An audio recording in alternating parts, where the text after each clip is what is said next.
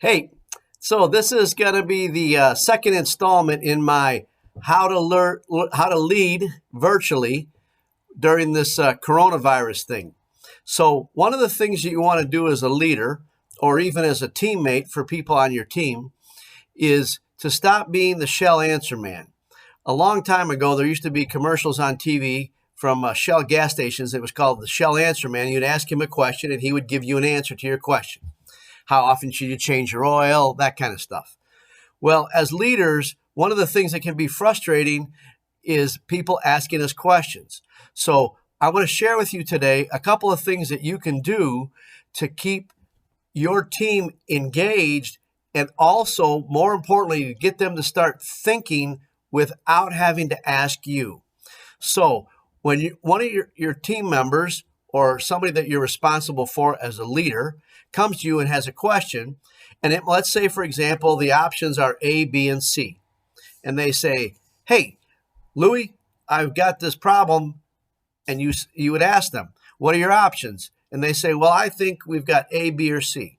So then you ask them to think, if you were to make a choice, what do you think?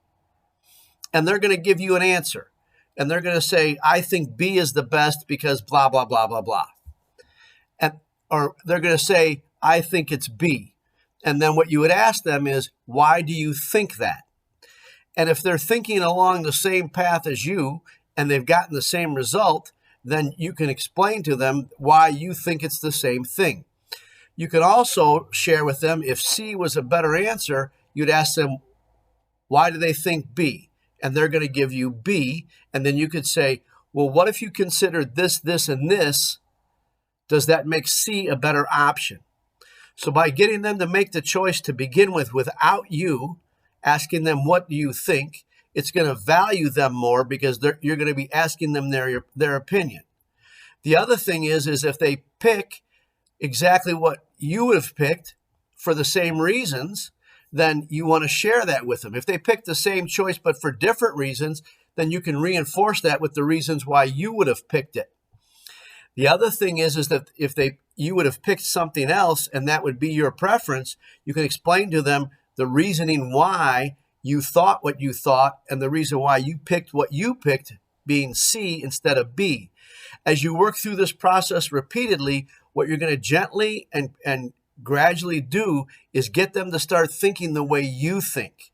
Now, that's not always a good thing, but if you want them to stop asking you questions, you need to be able to get them to think without having to come to you for everything. Here's a key part of this. If you're going to give them the ability to think and make those decisions, when they make wrong decisions, you have to be very patient. You can't go lower the hammer and drop the boom on them because they're going to stop making decisions. And as leaders, it's not our job to stop people from making decisions. It's our job to teach them how to make the best decisions the majority of the time so we can build them up to be leaders themselves.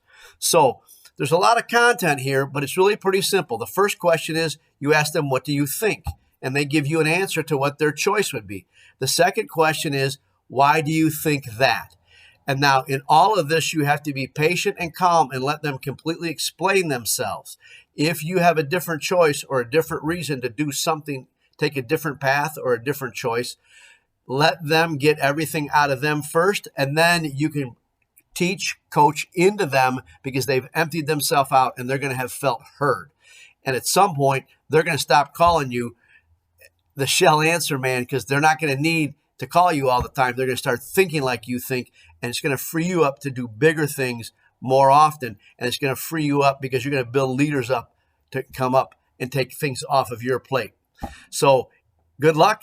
Enjoy this one. And I'll be back in a couple of days with my third installment on this program on how to lead virtually. Thanks and enjoy your day.